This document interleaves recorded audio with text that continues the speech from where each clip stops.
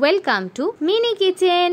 আজকের recipe chilli baby corn. প্রথমে বেবিকর্নগুলোকে খুব ভালো করে ধুয়ে নিয়ে একটু অ্যাঙ্গেল শেপ করে কেটে নিয়েছি। পিসগুলো খুব বড়ও করব না, আবার খুব ছোটও করব না, একদম মিডিয়াম সাইজের। এরপর হাফ ক্যাপসিকাম নিয়েছি, সেটাকেও ফার্স্টে স্লাইস করে কেটে নিলাম, আর সেখান থেকেও একটু অ্যাঙ্গেল শেপ করে কেটে নিলাম। এরপর একটা মিডিয়াম সাইজের পেঁয়াজ নিয়ে সেটাকে 4 টুকরো করে কেটে নিয়েছি। পেঁয়াজের পাপড়িগুলোও খুলে নিলাম। ঠিক যেভাবে আমরা চিলি চিকেনের জন্য ক্যাপসিকাম আর পেঁয়াজ রেডি করি, সেম প্রসেস। এরপর 1 টুকরো আদা নিয়ে সেটাকে একদম জিরি করে কেটে নিয়েছি। তারপর কাঁচা লঙ্কা নিয়ে সেটাকেও অ্যাঙ্গেল শেপ করে কেটে নিলাম, যাতে দেখতে একটু সুন্দর লাগে আর কি। তারপর নিয়েছি রসুন, সেটাকেও একদম জিরি করে চপ করে নিয়েছি। চিলি চিকেন, চিলি পনির আমরা তো সবাই খেয়েছি, কিন্তু এই চিলি বেবিকর্ন এগুলোর থেকে কোনো অংশে কিন্তু কম না।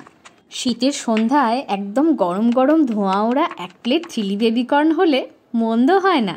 এরপর আগে থেকে কেটে রাখা বেবিকর্নের মধ্যে নুন, লঙ্কা গুঁড়ো আর একটু কর্নফ্লাওয়ার দিয়ে ভালোভাবে মাখিয়ে নিয়েছি। আর এই মিশ্রণের সাথে দিয়েছি গোলমরিচ। এখন কড়াইতে সাদা তেল গরম করে একে একে বেবিকর্নগুলোকে ফ্রাই করে নিলাম। তোমরা কিন্তু চাইলে এই বেবিকর্নগুলো এইভাবে ফ্রাই করে গরম চায়ের সাথেও খেতে পারো। কড়াইতে তেল গরম করে তাতে দিয়েছি রসুন, আদা কুচি, লঙ্কা কুচি, পেঁয়াজ আর ক্যাপসিকাম, আর সাথে দিয়েছি tomato ketchup, chilli sauce, soya sauce, নুন ও চিনি। আর এর সাথে একটু লঙ্কা গুঁড়ো দিয়ে খুব ভালোভাবে মিক্স করে নিয়েছি। এই মিক্সচারের মধ্যে দিয়ে দিয়েছি আগে থেকে ফ্রাই করে রাখা বেবিকর্নগুলো। ব্যাস, তাহলেই রেডি আমাদের গরম গরম চিলি বেবিকর্ন। অবশ্যই একবার বাড়িতে ট্রাই করে দেখো। আর হ্যাঁ, ডোন্ট ফরগেট টু সাবস্ক্রাইব।